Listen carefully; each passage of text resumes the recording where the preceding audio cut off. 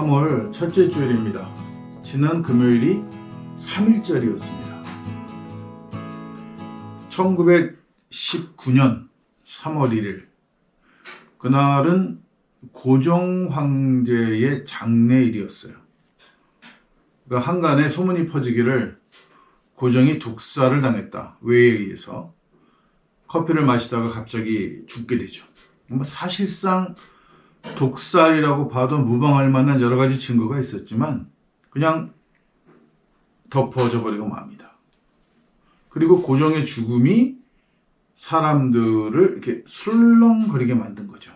민심이 좀 약간 흔들리기 시작한 거예요. 이 시점에 이 날을 중심으로 민족 대표들이 모여서 독립선언문을 만들고 그 독립선언문을 낭독하고 거의 대부분 다 외경에 잡혀가고 또 나머지 사람들이 이걸 이렇게 전달하면서 전국적으로 대대적인 만세 운동이 일어나게 됩니다. 근데 이 만세 운동 이전에 이미 일본에서는 유학생들 중심으로 만세 운동이 있었고 간헐적으로 되었던 만세 운동들이 더러더러 있었는데 이것들이 집약적으로 한 번에 전국적으로 일어난 사건이 1919년 3월 1일에 일어났던 만세 운동입니다.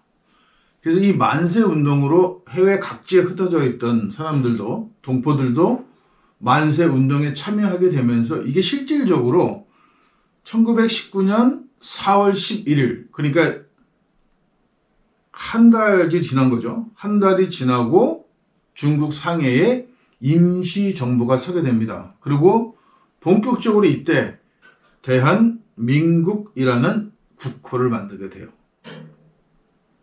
그러니까 1919년 3월 1일 만세운동 때 불렸던 대한독립만세는 대한제국이었다면 이 대한제국이 대한민국이라는 이름으로 새롭게 탄생하는 시기, 즉 왕조와의 인연을 끊어내고 본격적으로 나라를 만든 시기가 바로 1919년 4월 11일이라는 거예요. 이때 대한제국이라는 이름을 버리고 왕조로 다시 돌아가는 것이 아니라 민주적인 방법으로 국민이 대표를 선출하고 선출된 대표로 정치를 하는 형태로 국가를 세운 것이 1919년 4월 11일이에요. 그렇게 하고 그 다음해인 1920년부터 3.1절을 독립선언일이라는 국경일로 지정을 하고 퍼레이드도 하고 하면서 굉장히 큰 국경일로 지켜져 왔어요. 이게 1949년에 해방된 이후에는 3.1절에 굉장히 큰 행사가 있었고 이때부터 4대 국경일처럼 지켜져 왔단 말이에요. 3.1절 행사가 굉장히 크고 다양했어요. 그런데 이게 6.25 전쟁을 기점으로 스물스물 사라지기 시작하다가 5.16 군사정권이 들어서고 50으로 가면서 3.1절은 그냥 잊혀진 날, 그냥 학교에서나 그냥 기념일이하고 노래를 부르는 정도로 스물스물 사라지게 돼요.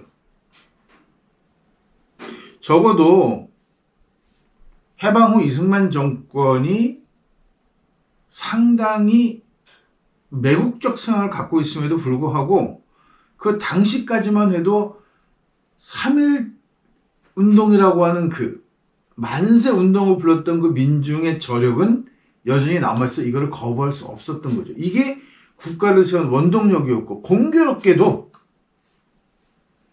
임시정부의 초기 대통령으로 뽑혔던 이승만이가 해방 후에 또 남한앱만으로 만들어진 남쪽 정부의 대통령으로 뽑히면서 자기가 임시정부를 부정할 수 없던 상황이었던 거죠. 상황 자체가.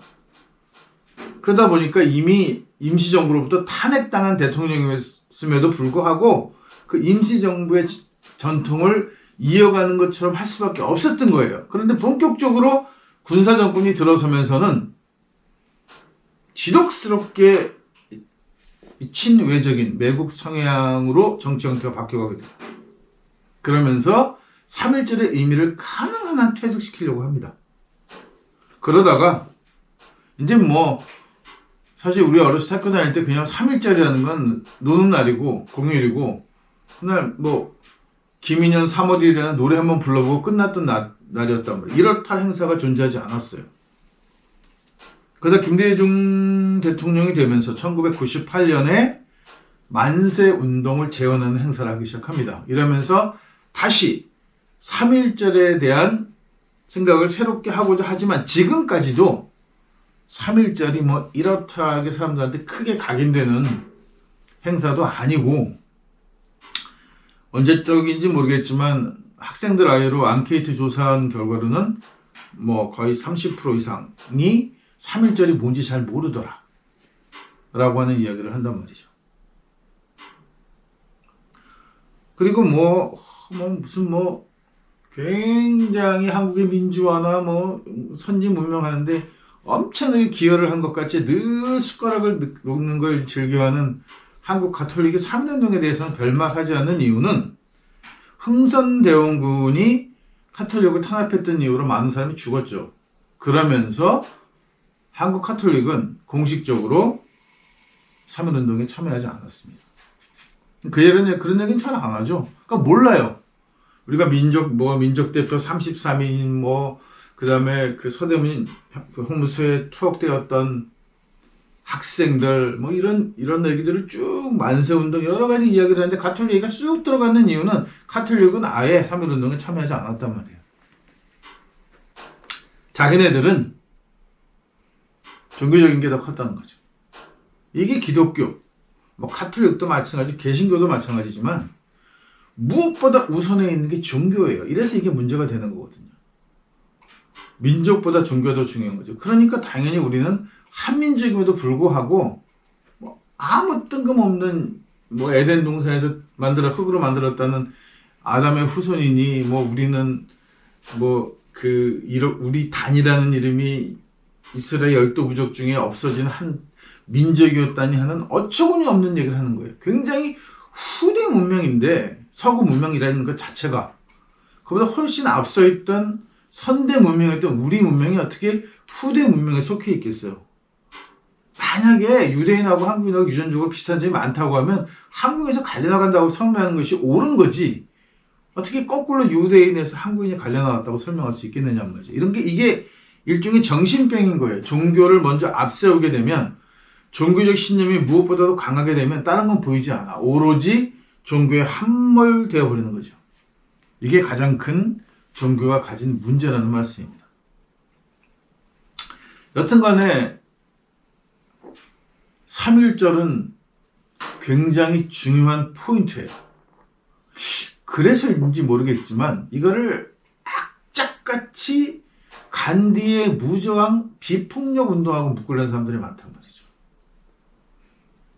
그리고 또 하나는 이제 윌슨의 민족 자결주의 이런 거랑 묶어가지고 마치 3.1운동이 그것 때문에 일어난 것처럼 포장하는 거예요. 이 얘기는 뭐냐 하면 당시 조선인 서양인의 입장에서 볼 때는 미개한 야만족이었던 조선인, 외의 입장에서도 식민 통치를 시작한 조선인, 그 조선인 따위가 자발적인 생각으로 만세 운동을 부를 리는 없다. 반드시 외부의 영향을 받았을 것인데 그 외부의 영향이 무엇이냐? 그러면 대단한 나라였던 양키 나라였던 윌슨의 민족 자결주의나 혹은 전 세계적으로 유명한 인도 간디의 비폭력 있잖아요.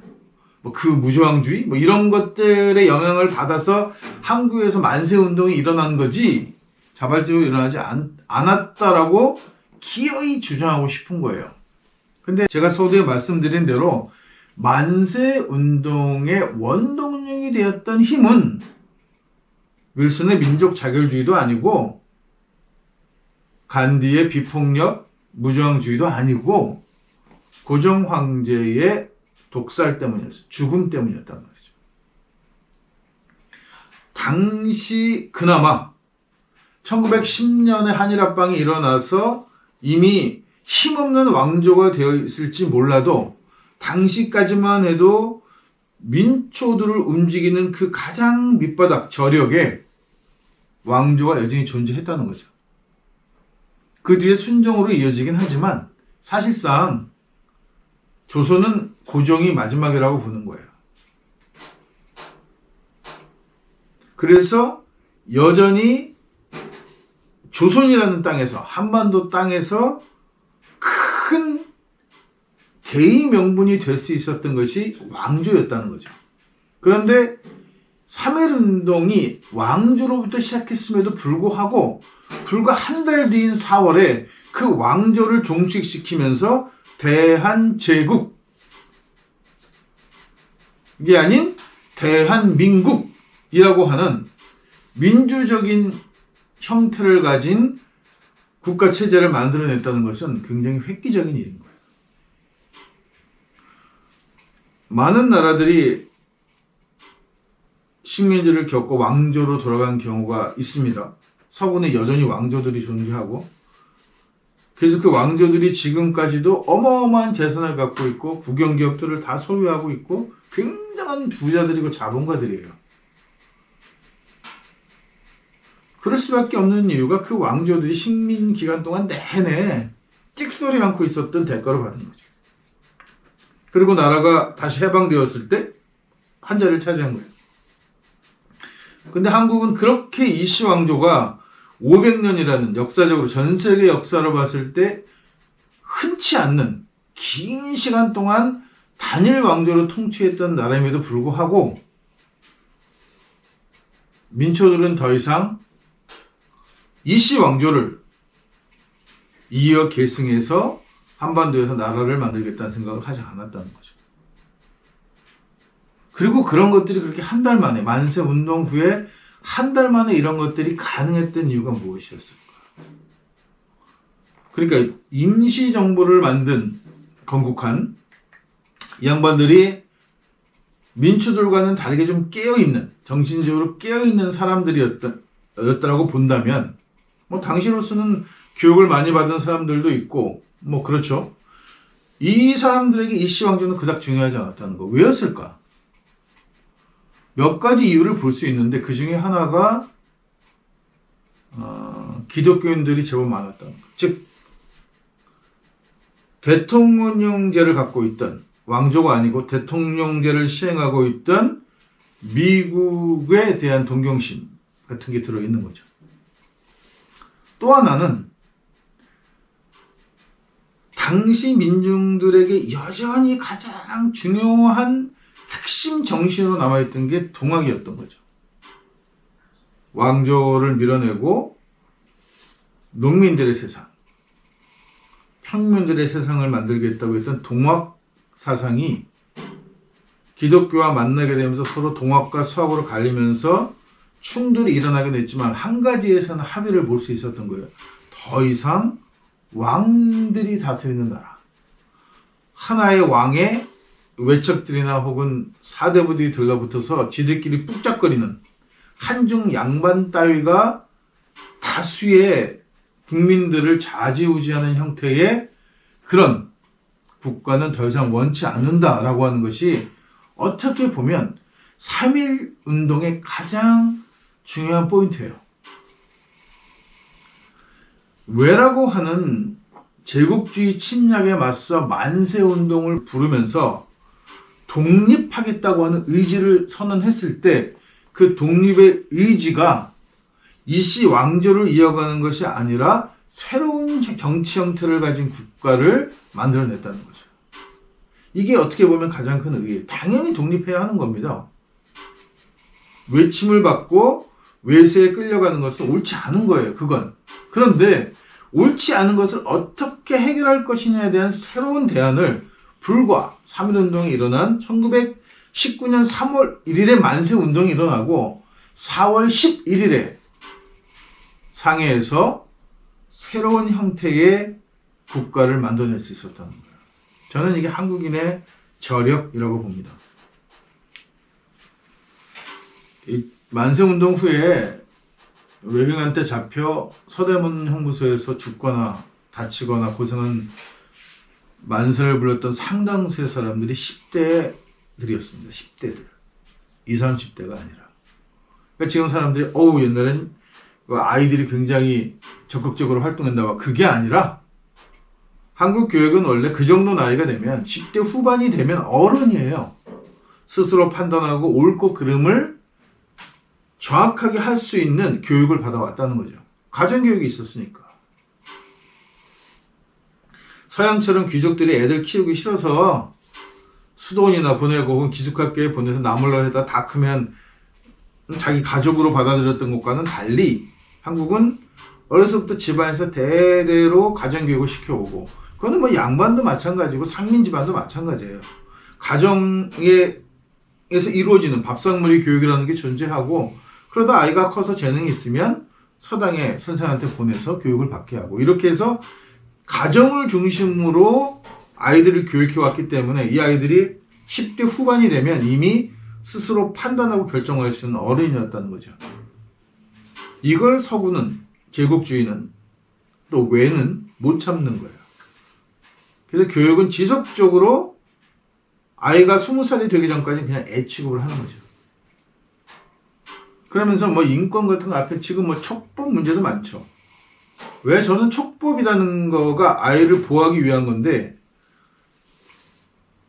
예전과 달리 이제 아이들이 그 나이 정도가 되면 덩치는 어른만 하고 힘도 어른만 하고 하는 짓도 어른하고 똑같아요. 그런데 단지 나이가 어리다는 이유만으로 촉법이라는 걸 거는 거죠. 서양의 문제가 뭐냐면 지나치게 잘 처먹으니까 뇌는 어린애인데 등치들은 뭐 14살, 15살만 되면 벌써 등치가 어른하고 똑같아요. 겉으로 봐가지고 구별이 안 가. 그러니까 서양 가서 굉장히 조심해야 되는 거예요, 애들을. 우리가 봐서 20대 중반쯤 됐겠다 싶은 아이들도 말을 걸어보면 특히 여자애들 같은 경우에 말을 걸면 보통 16, 17밖에 되지 않는단 말이죠. 그래서 육체가 굉장히 빨리 성장하는 문화란 말이에요. 근데 얘네들을 통제해야 하니까 이거를 교육이 강압적으로 애라고 계속해서 주입하는 거예요. 식민교육이 그런 거죠. 식민지에서 뭐 이렇게 대단한 인물이 나와. 아이 취급하고 그 다음에 달달달달 암기력 좋은 애들만 뽑아가지고 돈 많이 버는 직업군에 배치시키면서 이런 식으로 교육을 운영해 왔다는 거예요. 그러니까 제가 이런 얘기를 종종 하면서 한국이 왜 아직도 식민지냐라고 하는 질문을 많이 받는데 그런 거예요. 1919년에는 10대들이 채 20살도 되지 않은 10대들이 만사운동에 앞장섰고 서대문 형무소에서 끝까지 만세운동을 부르다가 죽어간 사람들이 많다는 거. 왜? 지금 10대들을 생각하면 왜 그때 10대들은 그랬을까? 그것은 바로 현재의 교육이 식민교육으로 완전히 망가져 있다는 것을 보여주는 좋은 예라는 말씀입니다.